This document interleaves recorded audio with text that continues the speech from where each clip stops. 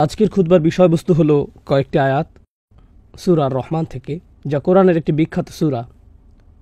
মুসলিম বিশ্বের অনেক এলাকাতেই আমরা বাছাইকৃত কয়েকটি সূরার প্রতি বিশেষ ভালোবাসা অনুভব করি, কারণ ওই সকল সূরার গুরুত্ব সম্পর্কে বিখ্যাত কিছু বর্ণনা এসেছে। আর নিশ্চিতভাবেই সূরা আর রহমান এরকম একটি সূরা। বিভিন্ন এলাকায়, বিশেষভাবে দক্ষিণ পূর্ব এশিয়ায় সূরা আর রহমানের তেলাওয়াতের খুব প্রচলন বেশি। একই সাথে দুঃখজনক ব্যাপার হলো, বেশিরভাগ মানুষ যারা সূরাটিকে তেলাওয়াত করে এবং ভালোবাসে, আর এই কথা আমি অনেকের কাছ থেকেই শুনেছি, তারা জানেন না এতে কি আছে। তো আসুন সূরাটির প্রতি এই ভালোবাসাকে কাজে লাগিয়ে সূরাটি সম্পর্কে কিছুটা শেখার চেষ্টা করি। এই সূরাতে আল্লাহ আযজা ওয়া জাল্লা বিভিন্ন স্টাইলে একই বাক্যের পুনরাবৃত্তি করেছেন, যেরকম পুনরাবৃত্তি সচরাচর দেখা যায় না। ফাবিআইয়ি আলাই রাব্বিকুমা তুকাযিবান। কয়েকটি আয়াত পরপরই আল্লাহ বারে বারে একই আয়াতের পুনরাবৃত্তি করেছেন। আয়াতটির সরল অনুবাদ হলো, আর আসলে আপনি যদি এই আয়াতটি না বোঝেন তাহলে আপনি পুরা সূরাটির মূল পয়েন্ট অনুধাবন করা থেকে বঞ্চিত হবেন। আল্লাহ আযজা ওয়া জাল্লা অত্যন্ত জোরালো ভঙ্গিতে জিজ্ঞেস করছেন, কোন অনুগ্রহগুলো, কোন বিষয়গুলো, কোন অবিশ্বাস্য বিষয়গুলো তুমি অস্বীকার করছো? এটা খুবই সরল অনুবাদ, কিন্তু মূলত আল্লাহ জিজ্ঞেস করে যাচ্ছেন, তুমি আর কত অস্বীকার করতে পারো, আর কত পরিমাণ জিনিসকে তুমি অগ্রাহ্য করতে পারো। আল্লাহ তোমার জন্য আর কত করতে পারেন, আর তুমি এমন ভাব দেখিয়ে যাচ্ছ যে আল্লাহ এটা করেননি। কি পরিমাণ অন্ধ তুমি হতে পারো। আর তিনি বারে বারে একই প্রশ্ন করে যাচ্ছেন। স্কলাররা অনেক গবেষণা করেছেন, কেন আল্লাহ এভাবে একই আয়াতের পুনরাবৃত্তি করেছেন, কেন তিনি বারে বারে এই প্রশ্নের পুনরাবৃত্তি করেছেন। আর এটা বিস্ময়কর, কারণ প্রথমে আল্লাহ বলেছেন তিনি এই পৃথিবীকে সৃষ্টি করেছেন, এরপর এই প্রশ্নটি করলেন। এরপর তিনি বিচার দিবসের বর্ণনা দিলেন, এরপর আবারও এই প্রশ্ন করলেন। তারপর জাহান্নাম সম্পর্কিত কিছু আয়াত, এরপর তিনি আবারও এই প্রশ্ন করলেন। তারপর জান্নাত সম্পর্কিত কয়েকটি আয়াত, এরপর আবারও এই প্রশ্ন করলেন। শুধু একটি বিষয় নয়, বরং 5টি আলাদা বিষয় আছে সূরাটিতে, আর তারপরেও তিনি বারে বারে একই প্রশ্ন করে যাচ্ছেন। তো এটা আসলেই কৌতূহল জাগিয়ে দিচ্ছে। আর আপনাকে এটা বুঝতে হবে যে কোরআন হলো বিলিসানিন আরাবিয়্যিম মুবিন। আল্লাহ আরও বলেন, ইল্লা বিলিসানি কওমিহি। রাসূলদের ভাষা ছিল তাদের জাতির ভাষা, আর কোরআনের আরবি ভাষা খুবই স্পষ্ট। অন্য কথায়, আপনাকে এর জন্য ব্যাপক আয়োজন করে, জটিলতা দিয়ে এবং ফিলোসফি ব্যবহার করে ব্যাখ্যা তৈরি করতে হবে না, বরং এটা খুবই ন্যাচারাল একটা জিনিস। যখন কেউ আপনার উপর রাগান্বিত হয়, তিনি তখন একই কথার পুনরাবৃত্তি করেন, বিশেষত যদি তিনি প্রশ্ন করেন কাউকে তিরস্কার করার জন্য। যেমন শিক্ষক তার ছাত্রদেরকে চিৎকার করে তিরস্কার করছেন, কারণ বেশিরভাগই পরীক্ষায় ফেল করেছে। আমি কি ক্লাসে এটা শিখাইনি? এটা কি 10 বার রিভিশন দেওয়া হয়নি? আমি কি তোমাদেরকে পড়াইনি? আমি কি আমার দায়িত্ব পালন করিনি? অন্য কথায়, যখন একজন শিক্ষক এই প্রশ্নগুলো পুনরাবৃত্তি করেন, এটা এমন ভাব প্রকাশ করে, আমি আমার সাধ্যমতো সব কিছু করেছি, তোমরা কেন তোমাদের অংশ পালন করনি? আর যত বেশি তিনি পুনরাবৃত্তি করছেন, এটা তত বেশি তার রাগান্বিত হওয়ার মাত্রা প্রকাশ করছে। আর প্রকাশ করছে কতটা ক্ষুব্ধ তিনি তাদের উপর, যারা তার প্রচেষ্টার অবমূল্যায়ন করেছে, যিনি তার সাধ্যমতো সব কিছু করেছেন প্রত্যেক ছাত্রের জন্য। যদি তোমাদের কোনো প্রশ্ন থাকে, সেজন্য আমি ক্লাসের পরেও থেকেছি, তারপরেও তোমরা ফেল করেছো, তারপরেও তোমরা অকৃতকার্য হয়েছ। আল্লাহ আযজা ওয়া জাল্লা এত বেশি রাগান্বিত এই সূরাতে। তারপরও চমৎকার ব্যাপার হলো, তিনি তার কোন নাম দিয়ে শুরু করেছেন? আর রহমান। আর রহমান, কারণ তিনি যদি আর রহমান না হতেন, তাহলে যে কেউ তাকে এতটা রাগান্বিত করার পর তার অস্তিত্বই আর খুঁজে পাওয়া যেত না, সে ইতিমধ্যেই আল্লাহর শাস্তির মধ্যে থাকত। তো সূরাটির মূল পয়েন্ট হলো, আমি এবং আপনি, অন্য কথায় গোটা মানবজাতি আল্লাহকে অত্যন্ত রাগান্বিত করেছে। আল্লাহ মানবজাতির উপর অত্যন্ত অসন্তুষ্ট। আর একমাত্র কারণ যে জন্য আল্লাহ তাদের প্রাপ্য শাস্তি দিচ্ছেন না, কারণ তিনি আর রহমান। সরাসরি গোটা মানবজাতি নয়, বরং বিশেষভাবে যারা সরাসরি রাসূলুল্লাহ সাল্লাল্লাহু আলাইহি ওয়াসাল্লামের শ্রোতা। তো আসুন প্রথম উদাহরণটি বুঝি। যদিও এই আয়াতগুলো আজকে আপনাদের সাথে শেয়ার করতে চাইছি না, কিন্তু এর মাধ্যমে আমি প্রেক্ষাপট তৈরি করতে চাই সেই আয়াতগুলোর জন্য যা আজকের আলোচ্য বিষয়। এবং অনেকের মতে ততদিনে কোরআন নাজিলের প্রায় 1 দশক পার হয়ে গেছে। 10 বছর ধরে রাসূলুল্লাহ সাল্লাল্লাহু আলাইহি ওয়াসাল্লাম মক্কার মানুষের কাছে কোরআন পাঠ করেছেন, আর তারপর এসেছে সূরা আর রহমান। তো মক্কি যুগের দীর্ঘ সময় পার হয়ে যাওয়ার পর এই সূরা নাজিল হয়। আশা করি আপনারা অনুধাবন করবেন যা ঘটেছিল। ওমা আরসালনাকা ইল্লা রাহমাতাল লিল আলামিন। আল্লাহ তার রাসূলকে এটা ছাড়া অন্য কোনো কারণে পাঠাননি যে রাসূল হবেন সকল জাতি এবং সকল মানুষের প্রতি ভালোবাসাপূর্ণ। হুয়াল্লাযী বাআসা ফিল উম্মিয়িনা রাসূলা। নিরক্ষরদের মাঝে, এই আরবদের মাঝে যাদের কোনো সভ্যতা ছিল না, তাদের বিশাল কোনো স্থাপত্য ছিল না, তাদের বিশাল কোনো সেনাবাহিনী ছিল না, তাদের বড় কোনো অর্জন ছিল না, পৃথিবীর বিবেচনায় তাদের কোনো স্থান ছিল না। আর আল্লাহ সিদ্ধান্ত নিলেন তার সর্বশ্রেষ্ঠ রাসূলকে তাদের মাঝে পাঠাতে। প্রসঙ্গক্রমে পৃথিবীর উন্নতির দিক থেকে হয়তো তারা বড় কিছু না, তাহলে হয়তো তারা আধ্যাত্মিক দিক থেকে ভালো ছিল, হয়তো তারা আল্লাহর ইবাদত করত, অথবা ইবাদতে তাদের একনিষ্ঠতা প্রমাণ করেছিল, কিন্তু না, তারা শিরকেও লিপ্ত ছিল।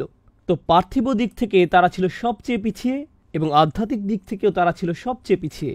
আর সবচেয়ে পিছিয়ে থাকা পরের কথা, ভারত, চীন অথবা অন্যান্য জায়গায় আপনি পাবেন হিন্দু মন্দির, বৌদ্ধ মন্দির, এই জাতীয় জিনিস। এখানে আপনি পেলেন আল্লাহর ঘর, যা বানিয়েছিলেন ইব্রাহিম আলাইহিসসালাম। ঘরটি পরিণত হলো মন্দিরে। এটা অন্য এলাকায় করা শিরকের চেয়েও অনেক বেশি মারাত্মক অপরাধ। অন্য এলাকায় তারা মূর্তি পূজা করার জন্যই মন্দির নির্মাণ করত, কিন্তু কুরাইশরা আসলে এমন একটা স্থান থেকে শুরু করেছে যা ছিল পবিত্র, তারপর এই স্থানকে কলুষিত করেছে। এমনকি রোমান সাম্রাজ্য তাদের এলাকা দখল করতে আগ্রহী ছিল না, কারণ মরুভূমিতে আক্রমণ করে তারা কি পাবে? কিছুই না। পারস্য সাম্রাজ্য তাদেরকে আক্রমণ করতে চাইতো না। বাইরের কোনো হস্তক্ষেপ ছাড়াই তারা তাদের জীবনযাত্রা অতিবাহিত করছিল। পশুপালন, বেদুইন হয়ে মরুভূমিতে ঘুরে বেড়ানো, এতটুকুতে সীমাবদ্ধ। আর এই লোকগুলোর কাছেই আল্লাহ তার সবচেয়ে সেরা রাসূলকে প্রেরণ করার সিদ্ধান্ত নিলেন, সাল্লাল্লাহু আলাইহি সাল্লাম, যাকে প্রেরণ করা হয়েছে গোটা মানব জাতির আদর্শ হিসেবে। আর তিনি দিয়েছেন সর্বশ্রেষ্ঠ আসমানি কিতাব আল কোরআন এই লোকগুলোর মাঝে। আর তিনি সিদ্ধান্ত নিলেন সম্পূর্ণ কিতাবটি একেবারে দিবেন না, বরং প্রথমত তিনি এটা দিবেন তাদের নিজের ভাষাতে, এমন ব্যক্তির কাছে যিনি তাদের মধ্যে সম্মানিত, যাতে তারা শুনতে আগ্রহী হয়। এর উপরে তিনি এটা দিবেন অল্প অল্প অল্প করে, যথাযথ সময় অনুযায়ী, যাতে তারা সহজেই শিখতে পারে।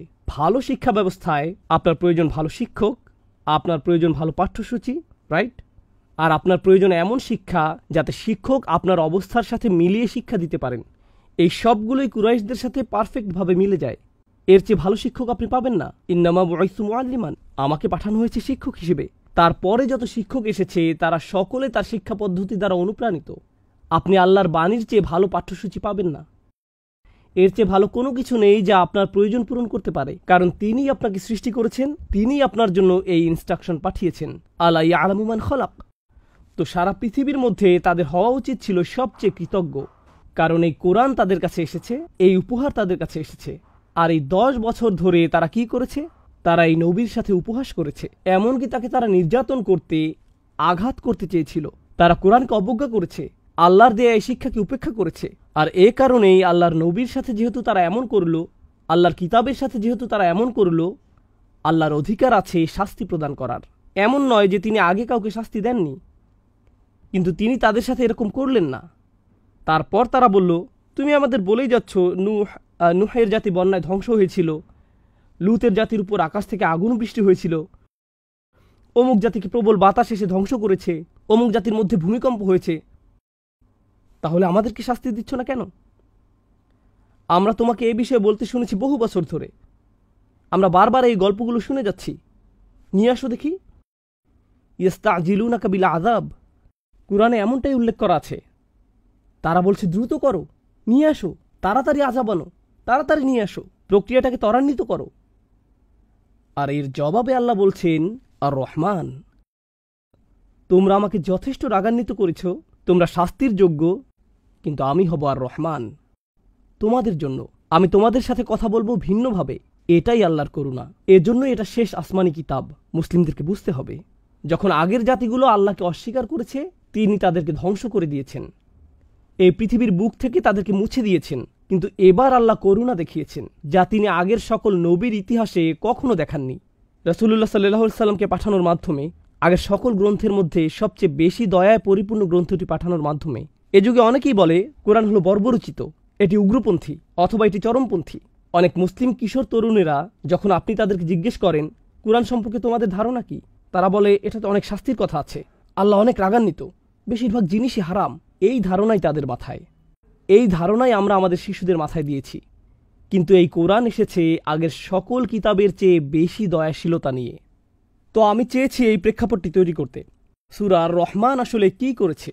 এই লোকদের চেয়ে বেশি আল্লাহ থেকে দূরে যাওয়া সম্ভব নয়, এটাই হলো পয়েন্ট। সূরাটি নাজিল হলো, আর এর শ্রোতা হলো এমন মানুষেরা যারা ধার্মিক নয়, ধর্ম নিয়ে যাদের কোনো আগ্রহ নেই, রাসূলকে নিয়ে তাদের কোনো আগ্রহ নেই।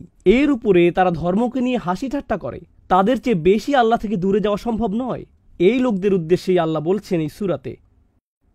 আর আমি বিশেষভাবে এটা উল্লেখ করতে চেয়েছি, কারণ সূরাটি যদি তাদের জন্য প্রযোজ্য হয়, এটি তাদের চেয়ে ভালো যে কারোর জন্যও প্রযোজ্য হবে।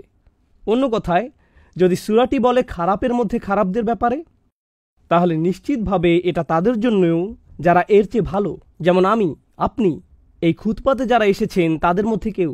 অন্ততপক্ষে আমি জুমার নামাজে এসেছি, এর চেয়ে বেশি ভালো কিছু হয়তো আমি করি না। জানতে আসবেন না আমি 31st নাইটে কী করি, সেই বিষয়ে কথা না বলি, কিন্তু অন্ততপক্ষে আমি তো এখানে এসেছি। তো আমাদের মধ্যেও এমন অনেকেই আছেন যারা কখনো কখনো ভুল করেন, যারা আল্লাহ থেকে দূরে চলে যান, যারা অনেক দূরে চলে যান। আর আল্লাহ সকলের সাথেই কথা বলেছেন। আপনি হয়তো মনে করতে পারেন কুরআন শুধু ভালো মানুষদের সাথেই কথা বলে, অথবা কুরআন খারাপ লোকদের জন্য অনেক কঠোর। এটা তেমন নয়। আল্লাহ গভীর প্রজ্ঞা সহকারে ভালোবাসা ভরে আহ্বান করছেন। আর আল্লাহর এমনই একটা আহ্বান এখন আমি আপনাদের সাথে শেয়ার করব। ইয়াস আলুহু ও তার আগে কুল্লু মান আলাইহা ফান, এই পৃথিবীর উপর প্রত্যেকেই বিলীন হয়ে যাবে। প্রত্যেকে এই পৃথিবীর উপর, সে যেই হোক, হয়ে যাবে ফান। আরবিতে ফান এসেছে ফানা থেকে। ফানা অর্থ শুধু আপনি মারা যাবেন তা নয়, আসলে এর অর্থ হলো কেউ আপনাকে মনে রাখবে না। হয়তো এমন সময় আসবে যে মানুষ জানবে না একটা কবর আছে আর কবরের নিচে আপনি আছেন। যেখানে এখন আমরা বসে আছি, আমরা জানি না কে এখানে ছিল 1000 বছর আগে। আমরা জানি না। আমরা জানি না কে এখানে ছিল 2000 বছর আগে। আমরা জানি না মাটির কত গভীরে তারা এখন আছে, আর তাদের দেহের কতটুকু এখন অবশিষ্ট আছে। কদ আলিমনা মা তানকুসুল আরদু মিনহুম, আমি জানি না মাটি তাদের দেহের কতটুকু খেয়েছে। আল্লাহ জানেন, আমরা জানি না। তো আল্লাহ বলছেন একটি বাস্তবতা যা আপনার মনে গেঁথে যাওয়া উচিত। আপনি এখানে স্থায়ীভাবে থাকতে আসেননি। জানেন আমাদের জীবনে কি হয়? দিন আসে দিন যায়, আমরা এতটাই ব্যস্ত হয়ে পড়ি, আজকে কি করব, এই মুহূর্তে কি করতে হবে, ছুটির দিনে কি করব, সামনের 1 মাসে অথবা 2 মাসে কি করব। মানুষ দীর্ঘমেয়াদী চিন্তা করে। তারা চিন্তা করে যে আমি পরিকল্পনা হিসেবেই 2 মাসের ক্যালেন্ডার তৈরি করব, আমি বাৎসরিক ক্যালেন্ডার তৈরি করব। ছাত্ররা চিন্তা করে পরের সেমিস্টারে তারা কোন কোন কোর্সগুলো নিবে। দীর্ঘমেয়াদের ব্যাপারে আমাদের চিন্তা হলো কয়েকদিন নিয়ে, কয়েক মাস নিয়ে। সুপরিকল্পিত কোনো ব্যক্তির প্ল্যান হয়তো পরবর্তী 1 বছর বা 2 বছরকে নিয়ে। এভাবে আমরা দীর্ঘমেয়াদে চিন্তা করি। কিন্তু আল্লাহ আজ্জা ওয়া জাল্লা আমাদেরকে জানিয়ে দিয়েছেন তোমার দীর্ঘমেয়াদী পরিকল্পনার মধ্যে একটা জিনিস অন্তর্ভুক্ত করতে হবে। মৃত্যু তোমার ক্যালেন্ডারের অংশ। স্টার চিহ্ন দিয়ে রাখো। এটা যে কোনো সময় ছবল দিতে পারে, এটা অনিশ্চিত। এটা আপনার এবং আমার সচেতন মনের অংশ হতে হবে। এতে কিছু আসে যায় না যে আপনি বিশ্বাসী নাকি অবিশ্বাসী, আপনি সিরিয়াস নাকি সিরিয়াস নয়, আপনি নামাজ পড়েন আর না পড়েন। একটি বাস্তবতা আপনি এড়িয়ে যাওয়ার অভিনয় করতে পারেন, এড়িয়ে যাওয়ার চেষ্টা করতে পারেন, কিন্তু এটা আসছে। আর যত দূরেই আপনি যান না কেন, ফাইন্নাহু মুলাকিকুম, এটা আসবে এবং আপনাকে আঘাত করবে। কুল্লু মান আলাইহা ফান ওয়া ইয়াবকা ওয়াজহু রাব্বিক, কিন্তু তোমার মুখমণ্ডল, যা হলো কোরআনের একটি এক্সপ্রেশন যা দিয়ে বোঝায় মহিমা, সম্মান, মর্যাদা, যুল জালালি ওয়াল ইকরাম। আল্লাহর কি চমৎকার নাম! সকল মহিমা যার মালিকানাধীন, সকল সম্মান যার মালিকানাধীন। এখন আরবিতে কারাম হলো সম্মান, ইকরাম হলো যখন আপনি কাউকে সম্মানিত করেন। এটা সকর্ম ক্রিয়াপদ, অর্থাৎ আপনি যখন কাউকে সম্মানিত করেন, এটা সকর্ম ক্রিয়াপদ। আমি আসলাম আর কেউ আমাকে সম্মানের সাথে বরণ করলো, এটা হলো ইকরাম। কেউ আমার প্রশংসা করলো, এটা ইকরাম। অথবা আমি আমার বাবা মা, শিক্ষক অথবা অন্য কাউকে সম্মান করলাম, আমি তাদেরকে ইকরাম করলাম। অন্য কথায়, এটা ইকরাম নয় যখন আপনি নিজে নিজে বসে থাকেন। একজনকে আসতে হবে এবং আপনার উদ্দেশ্যে ইকরাম করতে হবে। বুঝতে পারছেন? আপনি যদি পাহাড়ের উপর একাকী বসবাস করেন, এরপর আপনি বললেন আমার অনেক ইকরাম আছে। না না না, কে আপনাকে সম্মানিত করছে? পাখিরা উড়ে এসে আপনাকে সম্মানিত করছে? কেউ এসে এটা আপনাকে করতে হবে। মর্যাদার ক্ষেত্রেও একই বিষয়, জালাল। যদি কেউ মর্যাদাবান হয়, এর অর্থ অন্য কেউ তাকে মর্যাদা দিচ্ছে। কিন্তু লক্ষ্য করুন আল্লাহ কি বলছেন। তিনি বলেছেন প্রত্যেকেই মারা যাবে, যার অর্থ কেউ বেঁচে থাকবে না আল্লাহকে সম্মানিত করতে, কেউ বেঁচে থাকবে না আল্লাহকে মর্যাদা দিতে। তারপরেও এগুলোর মালিকানা আল্লাহর, তারপরেও এগুলোর মালিকানা আল্লাহর। অনেক মানুষ আছে, তারা যখন আল্লাহ থেকে দূরে চলে যায়, তারা বলে আল্লাহর কেন আমার প্রশংসা দরকার, আল্লাহর কেন আমার ধন্যবাদ প্রয়োজন, আল্লাহ কেন চায় যে আমরা তার প্রশংসা করি। আমি এমন মানুষও দেখেছি যারা বলে মাআদাল্লাহ, তারা আল্লাহ সম্পর্কে এভাবে কথা বলে, আল্লাহ কেন চায় যে আমি তার প্রশংসা করি। অন্য যে কেউ যে সব সময় প্রশংসা চায়, আমরা তাকে বলি অহংকারী, উদ্ধত, অভাবী। আল্লাহ কেন এরকম করেন? আল্লাহ এই প্রশ্নের জবাব দিয়েছেন, তোমরা সবাই মারা যাবে, কিন্তু তারপরেও আমার তা থাকবে। ইতিমধ্যে সকল মর্যাদা, সকল মহত্ব, সকল সম্মান, সকল মহিমা আমার মালিকানাধীন। আল্লাহ আমাদের বলছেন তাকে সম্মানিত করার জন্য তার সৃষ্টি জগতের প্রয়োজন নেই। তিনি ইতিমধ্যেই সম্মানের মালিক। তো তিনি আমাদের এমন তাৎপর্যপূর্ণ বিষয় বলেছেন, আর তোমরা যা করো তোমরা তা আল্লাহর জন্য করছো না, কারণ তোমরা আল্লাহর রত্নভাণ্ডারে কিছু যোগ করছো না। তোমরা শুধু করতে পারো তোমাদের নিজেদের জন্য। ইন আহসানতুম আহসানতুম লিনাফসিকুম। যদি তোমরা সবচেয়ে সেরা কাজগুলো করো, সেই সেরা কাজ আসলে তোমরা আল্লাহর জন্য করছো না, তোমরা করছো তোমাদের নিজের জন্য। এটা কোরআনের কথা। ওয়ামান জাহাদা ফাইন্নামা ইউজাহিদু লিনাফসিহি। যেই যতটুকু সংগ্রাম করুক সে এটা করে তার নিজের জন্যই। এই ইনভেস্টমেন্ট আপনার নিজের জন্য। যখন আল্লাহ আপনাকে তার পথে আনছেন, মানুষ ভুল বুঝে আর ভুল চিন্তা করে। আমাকে জোর করে কারো বাধ্যবাধকতায় নিয়ে আসা হচ্ছে, আমাকে জোর করে কারো আনুগত্য করা হচ্ছে, আমাকে জোর করে তাই করানো হচ্ছে যা আমি করতে চাই না। আর আল্লাহ আপনাকে বলছেন আমি শুধু তোমাদেরকে করার আমন্ত্রণ জানাচ্ছি। তোমরা যদি করতে চাও করো, যদি চলে যেতে চাও যেতে পারো। ফামান শাআ ফালিউমিন ওয়া মান শাআ ফালিয়াকফুর। যে চায় বিশ্বাস করতে পারে, যে চায় অবিশ্বাস করতে পারে। কুরআন প্রকাশ্যে বলছে তোমার চলে যাওয়ার স্বাধীনতা আছে, কিন্তু আপনি যদি আল্লাহর পথে আসেন সেক্ষেত্রে আপনি একাই সুবিধাভোগী। আপনি আল্লাহর কোনো উপকার করতে পারবেন না। আপনি যেমন আল্লাহর কোনো ক্ষতি করতে পারেন না, তেমনি আল্লাহর কোনো উপকারও করতে পারেন না। এজন্যই তিনি বলেছেন ওয়ায়াবকা ওয়াজহু রব্বিকা যুল জালালি ওয়াল ইকরাম। তাঁর মর্যাদা রয়ে যাবে, তোমাদেরকে তার প্রয়োজন নেই। আর তারপর তিনি প্রশ্ন করছেন ফাবি আইয়ি আলাই রব্বিকুমা তুকাযযিবান। তোমাদেরকে তার প্রয়োজন নেই, তারপরেও তিনি তোমাদেরকে বাঁচিয়ে রেখেছেন, তারপরেও তিনি খাওয়াচ্ছেন, দিয়ে যাচ্ছেন, আপনার প্রয়োজন পূরণ করছেন, আপনার জীবনকে সৌন্দর্যমণ্ডিত করছেন। তিনি শুধু আপনাকে টিকে থাকার উপকরণ দিয়ে ছেড়ে দেননি, জেলখানার ভিতরেও মানুষ বেঁচে থাকতে পারে। তিনি আপনাকে ঘর দিয়েছেন, টিকে থাকার জন্য শুধু চামড়াই যথেষ্ট। তিনি আপনাকে দিয়েছেন পোশাক, তিনি আপনাকে এই জিনিসগুলো দিয়েছেন, কিন্তু আপনাকে কিছু দেয়া তার প্রয়োজন নেই, আর আপনার থেকে কোনো কিছু পাওয়ার তার প্রয়োজন নেই। আর কত পরিমাণ তোমরা অস্বীকার করবে। ফাবি আইয়ি আলাই রব্বিকুমা তুকাযযিবান। যুক্তি উপস্থাপনের কি শক্তিশালী উপায় আমাকে এবং আপনাকে আল্লাহর সামনে আমাদের অবস্থান স্মরণ করিয়ে দেওয়ার জন্য। আমরা কখনোই আল্লাহকে দেওয়ার জন্য কিছু করতে পারবো না, আর আমরা কখনোই বলতে পারবো না যে আমাদের কাছে আল্লাহর কোনো দেনা আছে। আপনি আমি বলতে পারি না আল্লাহ আমাদের কাছে দেনাদার। মানুষ মূর্খতাপূর্ণ কথা বলে, আমি এত দোয়া করলাম আল্লাহ কবুল করলো না। আল্লাহ কি আপনার কাছে ঋণী? আল্লাহর কাছে দোয়া করা অনলাইনে কোনো কিছু কেনার মতো না। তারা বলেছে 3 দিনের মধ্যে জিনিস পৌঁছে যাবে, এখনও আসলো না। আমি এখন আর নামাজ পড়ি না, কারণ আমি অনেক দোয়া করেছি, কিন্তু তারপরও পরীক্ষায় ফেল করলাম। আপনি পরীক্ষায় ফেল করেছেন কারণ আপনি লেখাপড়া করেননি। আপনি ফেল ওই জন্য করেননি যে আপনি দোয়া করেছেন আর আল্লাহ আপনার অর্ডার ঠিকমতো ডেলিভারি করেননি। আল্লাহর উপর এভাবে দাবি আরোপ করার আপনি কে? আল্লাহর প্রতি আমাদের মনোভাব হয়ে গেছে কাস্টমারের মতো। আমরা আল্লাহকে মনে করি এমন কার মতো যে আমাদের কাছে ঋণী। ফাবি আইয়ি আলাই রব্বিকুমা তুকাযযিবান। আমাদের দোয়া হয়ে গেছে অহংকারপূর্ণ। খেয়াল করেছেন বিষয়টা? আল্লাহর কাছে আমাদের চাওয়ার ধরনও হয়ে গেছে অহংকারপূর্ণ। আর আল্লাহ আমাদের স্মরণ করিয়ে দিচ্ছেন আর কত তোমরা অস্বীকার করবে, আর কত বিভ্রান্তির মধ্যে তোমরা থাকবে। আরবিতে আলা শব্দটি খুবই তাৎপর্যপূর্ণ। সাধারণত অনুবাদ করা হয় তোমাদের রবের কোন কোন অনুগ্রহকে অস্বীকার করবে। অনুগ্রহ হলো নিয়াম, ফাদাইল, ফাদল, এগুলো অর্থ অনুগ্রহ। কিন্তু আলা শব্দটি আসলে এসেছে আলা থেকে, যাকে বলা হয় আদাতুত তানবিহ, এমন বিষয় যা আপনার মনোযোগ প্রত্যাশা করে। আল্লাহ বলেছেন তোমার চারপাশে আমি এত এত চমৎকার জিনিস তৈরি করে রেখেছি, সব কিছু তোমার মনোযোগ প্রত্যাশা করে। সবগুলো জিনিস তোমার দিকে চিৎকার করছে, দেখো আল্লাহ তোমার জন্য কি তৈরি করেছেন, আর আপনি মনোযোগ দিচ্ছেন না, আপনি অমনোযোগী।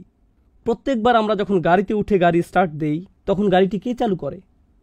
প্রত্যেকবার যখন আপনি পা দিয়ে ব্রেক চাপ দেন কারণ সামনে ট্রাফিক পুলিশ, কে ব্রেকটি কাজ করায়? BMW এটা করে না, আপনার নতুন ব্রেক প্যাডও এটা করে না। এটা আল্লাহ যিনি গাড়িটিকে থামান। ইউরসিলু আলাইকুম হাফাজা, তিনি তোমাদের জন্য প্রতিরক্ষাকারী ফেরেশতা পাঠান সব সময় আপনাকে নিরাপত্তা দেওয়ার জন্য। আমাদের প্রত্যেকের চারপাশে ফেরেশতাদের নিরাপত্তা বেষ্টনী থাকে, যাদেরকে আল্লাহ নিয়োজিত করেছেন। এভাবেই আল্লাহ আমাদের উপর অনুগ্রহ করেন। ফাবি আইয়ি আলাই রব্বিকুমা তুকাযযিবান। আমার এক বন্ধু একবার এখান থেকে নিউ অরলিন্সে সড়ক পথে যাচ্ছিল, আর তার গাড়ির চাকার 3টি বা 4টি স্ক্রু খুলে গিয়েছিল। যখন সে হাইওয়েতে 80 স্পিডে গাড়ি চালাচ্ছিল, যে কোনো সময় টায়ার খুলে আসতে পারত। 3টা অথবা 4টা স্ক্রু খুলে গিয়েছিল, আর তার এই সম্পর্কে কোনো ধারণা ছিল না। আর এভাবেই সে ওইখানে পৌঁছল। এরপর যখন গাড়ি পার্ক করলো তখন চাকাটা খুলে পড়ল। তখনই চাকাটা খুলে পড়ল। যখন এটা ঘটল, আল্লাহ আমাকে রক্ষা করেছেন। কিন্তু আপনি জানেন কে স্ক্রুগুলো লাগিয়ে রাখেন আমাদের জন্য? আমরা মনে করি ঘটনাটি ছিল বিস্ময়কর, কারণ তখন স্ক্রু খুলে গিয়েছিল। কিন্তু কে এগুলো লাগিয়ে রাখেন? আমরা কত দূরে চলে যাই, অথচ আল্লাহ আমাদের কত নিকটে। আর এজন্যই আল্লাহ আযজা ওয়া জাল্লা পরের আয়াতে বলছেন, এটাই আজকের খুতবার আয়াত যা আমি আপনাদের সাথে শেয়ার করতে চেয়েছিলাম। ইয়াসআলুহু মান ফিস সামাওয়াতি ওয়াল আরদ কুল্লা ইয়াউমিন হুয়া ফি শাআন। আকাশ এবং পৃথিবীর প্রত্যেকেই তার কাছে চাইছে। আকাশ এবং পৃথিবীর প্রত্যেকেই তার কাছে চাইছে। আসুন প্রথমে এই অংশটা বুঝি। আরবি ভাষায় সুআল বা চাওয়া দুই ধরনের। এটি আলোচনার আগে এই আয়াত নিয়ে যে কনফিউশন আছে তা বলে নেই। আল্লাহ বলেছেন প্রত্যেকেই তার কাছে চাইছে। ফেরেশতারা তার কাছে চায়, পশু পাখিরা তার কাছে চায়, আমরা তার কাছে চাই। কিন্তু কেউ এসে বলল, আমি একজন নাস্তিককে চিনি, সে আল্লাহর কাছে কিছু চায় না। আমার একজন বন্ধু আছে যে ধার্মিক নয়, কখনো আল্লাহর কাছে কিছু চায় না। আমার ফিলোসফি প্রফেসর কখনো আল্লাহর কাছে কিছুই চায় না। তাহলে কিভাবে সবাই তার কাছে চাইছে? এজন্যই আপনাকে বুঝতে হবে আরবিতে চাওয়া শব্দটির দুটি অর্থ রয়েছে। একটি হলো সচেতনভাবে চাওয়া, অন্যটি হলো প্রয়োজন। অন্যটি প্রয়োজন। ওয়া আম্মা সাইলা ফালা তানহার, যে চায় তাকে অবজ্ঞা করো না। এর অর্থ এটাও, যার প্রয়োজন আছে তাকে অবজ্ঞা করো না।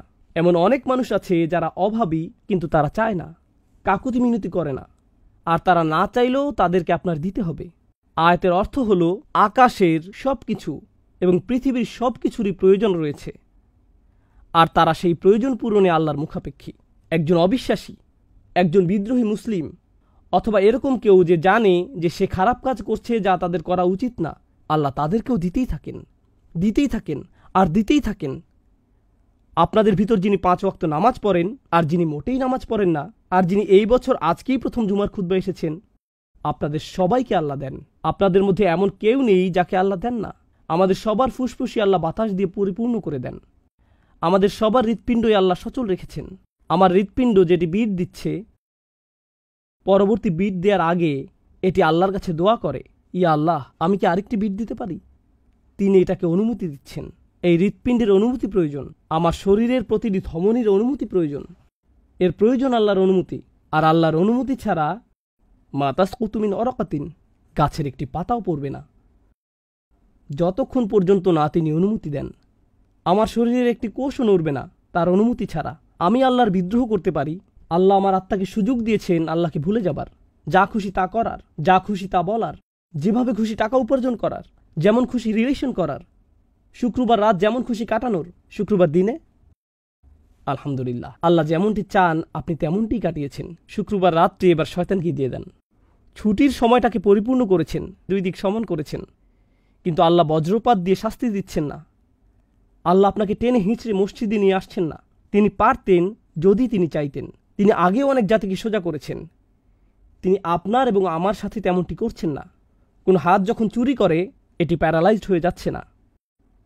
কেউ যখন ব্যভিচার করছে তখন তার হার্ট অ্যাটাক হচ্ছে না। যখন কেউ হারাম খাচ্ছে সে স্টমাক ক্যান্সারে আক্রান্ত হচ্ছে না। আল্লাহ তেমনটি করছেন না। তারা খেয়েই যাচ্ছে আর তারা হাসি আনন্দ করছে। তাদের প্রত্যেকেরই প্রয়োজন রয়েছে। ইয়াসআলুহু মান ফিস সামাওয়াতি ওয়াল আরদ। তারপর তিনি আপনাকে এবং আমাকে বলছেন, কুল্লা ইয়াউমিন হুয়া ফি শান। প্রত্যেকটা মুহূর্ত, প্রত্যেকটা দিন। ইয়ম শব্দটি এখানে মুস্তলাহ লি জামিয়াইল আওকাত। এটা এরকম সব সময়, প্রতিটি সেকেন্ডে, প্রতিটি দিন, সব সময় তিনি এমন কিছুতে ব্যস্ত যা শুধুমাত্র তিনিই করতে পারেন। আর এটি আসলে সতর্কবাণী না, এটি আসলে সুন্দর একটি জিনিস যা দিয়ে আমি আলোচনা শেষ করতে চাই। ইয়াসআলুহু মান ফিস সামাওয়াতি ওয়াল আরদ কুল্লা ইয়াউমিন হুয়া ফি শান। ভাবুন তো, আমি একজন শিক্ষক। ধরুন আমি পড়াচ্ছি 50 জন ছাত্রকে। তাদের একজন আমাকে একটা প্রশ্ন করলো, তাদের একজনের এক্সট্রা হেল্প প্রয়োজন। একজন বলল তার একটা সমস্যা আছে, একজন বলল তার একটা কনফিউশন আছে।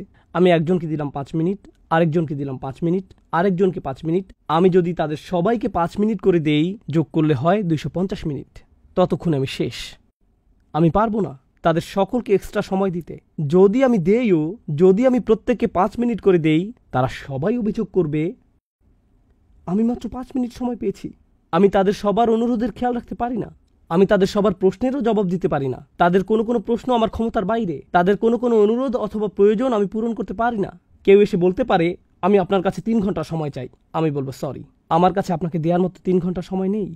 যদি দিতে পারতাম ভালো হতো।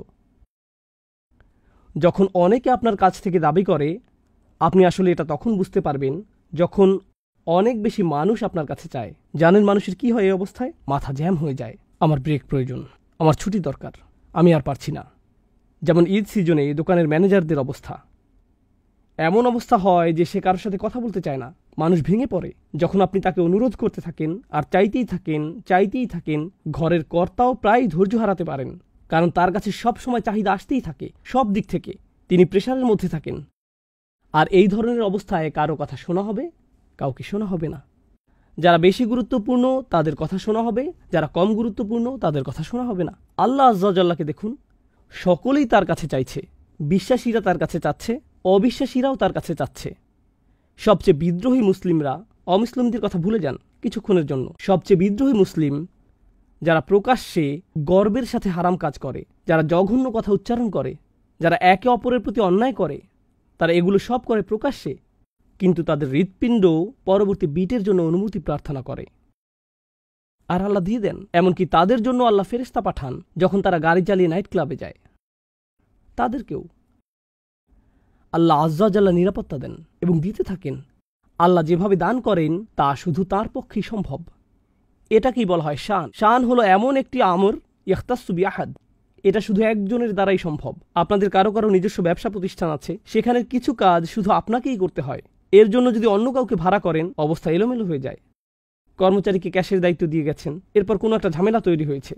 এ কাজ শুধু আপনার পক্ষেই সম্ভব। এটাকে বলা হয় শান। কিছু বিষয় আছে যা আল্লাহ করেন, অন্য কারো পক্ষে তা সম্ভব না। আর যখন আপনি বুঝতে পারেন আল্লাহ সব সময়ই আপনার জন্য এমনটি করছেন, তখন আপনি সেই তুচ্ছ প্রশ্নটির কথা ভুলে যাবেন যা শয়তান আপনার এবং আমার মনে তুলে দেয়। কোথায় ছিলেন আল্লাহ যখন আমার দরকার ছিল? আল্লাহ কোথায় ছিলেন যখন আমি সমস্যায় পড়েছিলাম? ওই অবস্থায় কেন তিনি আমাকে সাহায্য করলেন না? মানুষ এ ধরনের প্রশ্ন করে। আপনার মনেও কখনো কখনো এই ধরনের প্রশ্ন আসে, আল্লাহ কোথায় ছিলেন? আর আল্লাহ বলছেন, আমি সব সময় তোমার সাথে ছিলাম, আর আমি তোমার জিহ্বাকে সুস্থ রাখছি যখন তুমি এই কথা বলছো। বলুন তো, কিভাবে আপনার শব্দনালী দিয়ে শব্দ বের হয়ে আসছে? কিভাবে আপনার মুখ দিয়ে বাতাস বেরিয়ে আসছে যখন আপনি আল্লাহর সমালোচনা করছেন? তিনি আপনাকে তার জন্য শক্তি প্রদান করছেন। এটাই হলো কুল্লা ইয়াউমিন হুয়া ফি শান। আর তারপর তিনি আবারও জিজ্ঞেস করছেন, ফাবি আইয়ি আলাই রাব্বিকুমা তুকাযযিবান, আল্লাহর কোন বিস্ময়কর দান যা তোমার প্রভু তোমাদেরকে দিয়েছেন, যা তোমরা উভয় অস্বীকার করবে?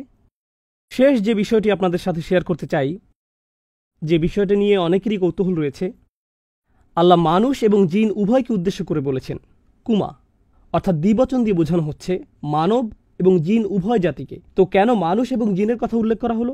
এটা আসলে ইন্টারেস্টিং, কারণ কুরাইশরা, মনে আছে যাদেরকে আমরা বলেছিলাম কোরআনের সরাসরি শ্রোতা, এই কুরাইশরা রসুল সাল্লাল্লাহু আলাইহি সাল্লামের শত্রু হয়ে গেল। তারা শুধু ইসলাম গ্রহণ করা থেকে বিরত হয়নি, বরং এক হিসেবে তারা শয়তানের বন্ধুতে পরিণত হয়েছিল। তো যারা আল্লাহর দ্বীনের বিরোধিতা করে, তাদেরকে বাইরে থেকে আপনি মানুষ রূপে দেখতে পান, আর আপনি যা দেখেন না, তাদের চারপাশে যারা সব সময় ওয়াসওয়াসা দিয়ে যাচ্ছে তারা কে? জিন, শায়াতিন। আল্লাহ এদের সবাইকে দেখছেন। আল্লাহ দেখছেন যে অকৃতজ্ঞ শুধু মানুষরাই নয় যাদেরকে আমরা দেখতে পাই, আল্লাহ এটাও জানেন যারা সব সময় তাদেরকে ওয়াসওয়াসা দিয়ে যাচ্ছে তারা হলো জিনদের অন্তর্ভুক্ত। তো তার প্রশ্নের অন্তর্ভুক্ত যা আপনি দেখতে পান, এবং তার প্রশ্নের অন্তর্ভুক্ত যা আপনি দেখতে পান না। আর এই অসাধারণ সূরাটিতে যখন আমি এবং আপনি আল্লাহর থেকে দূরে সরে আসি, যখন আমি এবং আপনি আল্লাহর বিরুদ্ধে বিদ্রোহ করি এবং সবচেয়ে জঘন্য অপরাধটি করি, আল্লাহর প্রতি অকৃতজ্ঞতা দেখাই, তখন কার ওয়াসওয়াসা আমরা অনুসরণ করি?